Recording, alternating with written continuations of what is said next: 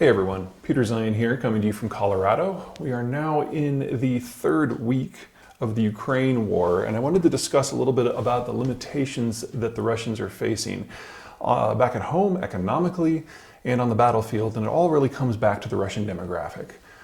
The Russian system has faced a number of serious trials and tribulations over the course of the last century. The defeat in World War I gutted a whole generation of young men, which then was insufficient to repopulate, and that generation, the following generation, was gutted in World War II.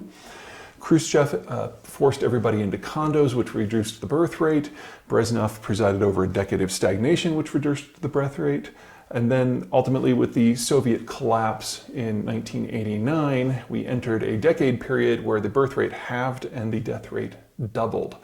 That has generated a massive demographic bomb within the Russian system, and there simply are no longer enough Russians remaining to repopulate the country over the course of the next 30 years.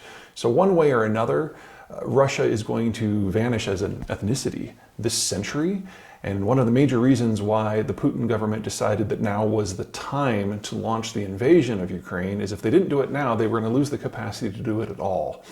But there's more going on here than raw numbers. A couple things. First of all, the Russian system educationally is a little bit different from how it is here in the United States. So here you go to high school, you go to college, you enter the workforce. In Russia, you go to high school and after that you get an apprenticeship rather than university training as a rule. And you are an apprentice for 5-6 years before you then become a skilled craftsman or accountant or whatever it happens to be.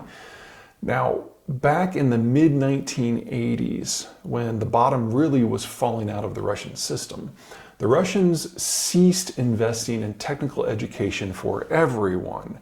If you were connected to the party, you might still be able to get an education, but for most people, it just stopped. It was replaced with ideological indoctrination, which is part of the reason why so many Russians today who are older look at what's going on in Ukraine and just see it as par for the course. They don't have an objection to it because they never received kind of the broad spectrum education that you would get in math and economics and engineering and so on. They were literally raised on the propaganda of the Soviet period. But it also means that the apprenticeship system collapsed. And overall, from roughly 1985 to 1995, the Russian industrial base just stopped. And it's never really come back. And so you have a hard cutoff about 1985 for the last time Russians were educated in large numbers. You play that forward to 95, 2005, 2015, and ultimately 2022, and you're talking about there's been a 35-year gap where no one really was educated. Now, this has a number of implications. First and most importantly, it means that the Russian workforce is one of the least skilled in the world. During the 1990s, when the bottom fell out of the system, over 2 million Russians emigrated to the West in order to find greener pastures. We're seeing an echo of that now. The people who are able to educate themselves or be hired by foreign companies and so get some sort of skills are now in the process of fleeing the country. It's way too soon to know how many that's going to be, but if by the end of the year it's under 500,000 people, I would be very surprised. And these people are utterly irreplaceable because they are the technicians who do all the work that keeps Russia running. The second problem is in the military because the same sort of educational collapse occurred there. So today's military commanders are nothing like American commanders that go back to school repeatedly through their careers to learn more about history or military technology.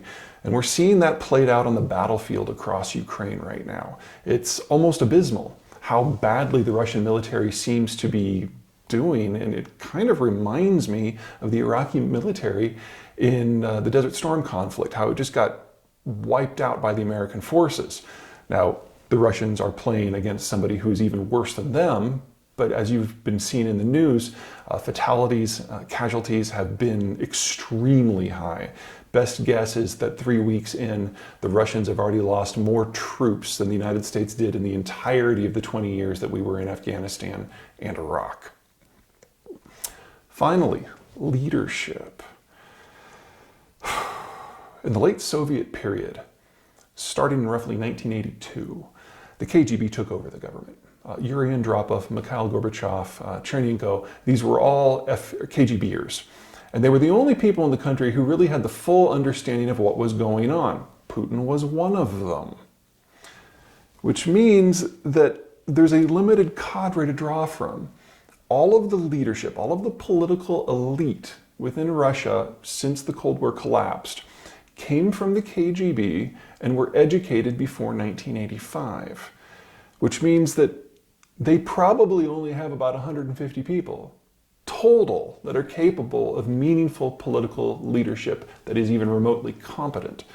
Compare that to the United States. We have an elite of 2 to 3 million people, and there are any number of ways you can get in. You can come in from business, like Michael Bloomberg. You can come in from reality television, like Donald Trump. You can come in from Hollywood, like Ronald Reagan. You could be a governor, like Bill Clinton. There's a number of routes to national leadership. But in Russia, we're talking 150 people.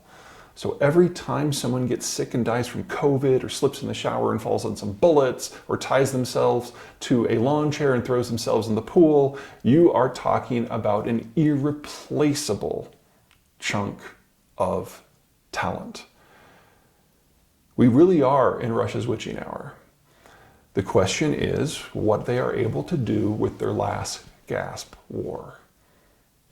Ukraine step one. Okay, that's it from me. Until next time.